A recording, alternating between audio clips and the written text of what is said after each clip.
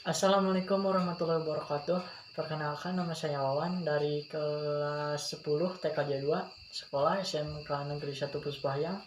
Di sini saya akan membawakan tentang pelajaran sejarah. Tema dan judulnya adalah Sejarah BPU PKI. Selamat menonton.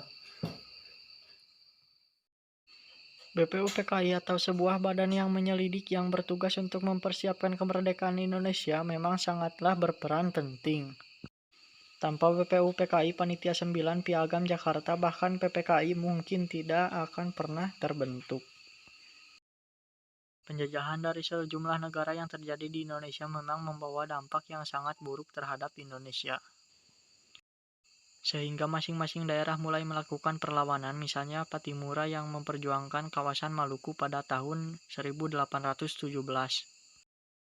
Perang Padri yang dilakukan oleh kawasan Sumatera Barat yang digerakkan oleh pahlawan Tuanku Imam Bonjol. Dan Pangeran Diponegoro dari Jawa Tengah pada tahun 1825 sampai 1830. Masih banyak perlawanan lainnya yang dilakukan tetapi sebagian besar tidak membuahkan banyak hasil. Banyak yang menderita, ditangkap, diasingkan, dihukum, bahkan gugur. Itu sebabnya di awal abad ke-20. Rakyat sudah mulai memiliki kesadaran nasional. Budi Utomo yang memimpinnya pada tahun 20 Mei 1908. Organisasi lainnya ternyata ikut mendukung dan memberikan pencerahan seperti Sarekat Islam 1912. Ada pula organisasi non-politik yang ikut berdiri seperti Muhammadiyah, NU, dan Taman Siswa. Pada tahun 1928 pemuda mulai bersama-sama bersatu dan memiliki ikrar. Namun tentara Jepang datang setelah penjajahan selama 3,5 abad yang dilalui Indonesia sudah cukup menyiksa. Negeri Merah Putih tentunya tidak diam saja dan mulai bekerja sama dalam kedua sidang yakni BPU PKI dan PPKI. Sejarah latar belakang terbentuknya BPU PKI. Jepang memiliki cita-cita membangun sebuah kawasan permakmuran bersama Asia Timur Raya. Tetapi masih menurut kekuasaannya ketika dicoba untuk dicetuskan, perang justru direlasikan. Pangkalan Angkatan Laut Amerika Serikat di Pearl Harbor ternyata melakukan serangan mendadak pada tahun 7 Desember 1941. Jepang dengan sigap langsung merambah kawasan Asia Tenggara dimulai dari Filipina Januari 1942. Serangan pengeboman dimulai pada tahun 1944 di bulan Juni. Pada bulan Julinya pihak Jepang mulai kehilangan pangkalan laut mereka yang bertempat di Kepulauan Mariana. Bulan September Amerika mulai berhasil menguasai negara di Filipina. Sehingga hubungan pangkalan laut Pulau Truk dengan negara tersebut akhirnya terputus. Sejarah terbentuknya BPU PKI. Pada tanggal 7 September di depan wajah parlemen Jepang, mereka berjanji akan memberikan kemerdekaan kepada wilayah Indonesia. Tanggal 9 September 1944 lagu kebangsaan Indonesia mulai dinyanyikan kembali bersamaan. Dengan berkibarnya bendera di sebelah bendera milik Jepang, padahal sejak tanggal 20 Maret 1944 Undang-Undang Nomor 4 telah melarangnya.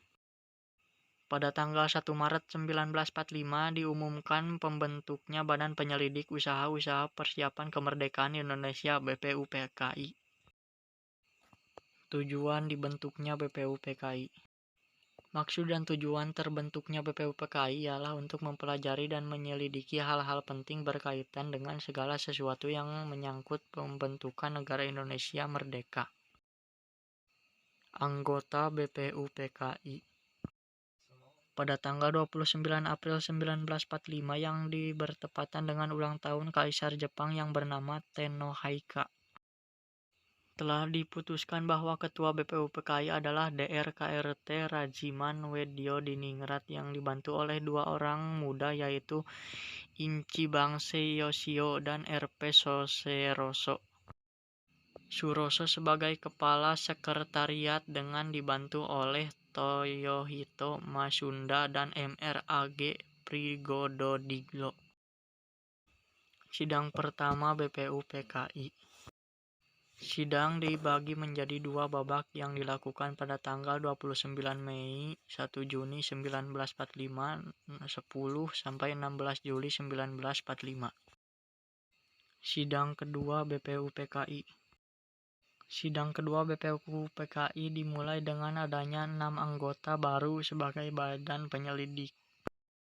Ir Soekarno juga memberikan hasil laporannya atas pertemuan yang dilakukan pada tanggal 1 Juni 1945. Pertemuan tersebut adalah panitia kecil yang beranggotakan 8 orang meliputi Ir Soekarno sendiri, Drs Mohatta, Mraa Maramis, Sutarjo, A. Wasid Hasyim, Ki Bagus Hadikusumo, Otto Iskandar Dinata, Muhammad Yamin. Tugas mereka adalah menampung dan mengidentifikasi usulan dari BPUPKI, namun terjadi perbedaan pendapat antara golongan nasionalis dan Islam.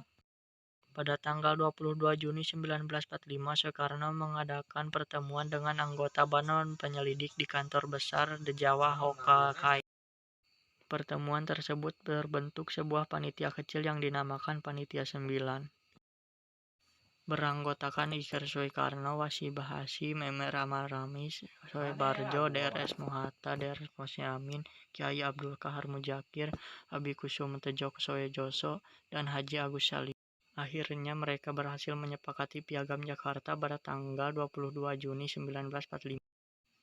BPUPKI dibubarkan. Pada tanggal 17 Agustus 1945, BPUPKI dibubarkan oleh pemerintah Jepang.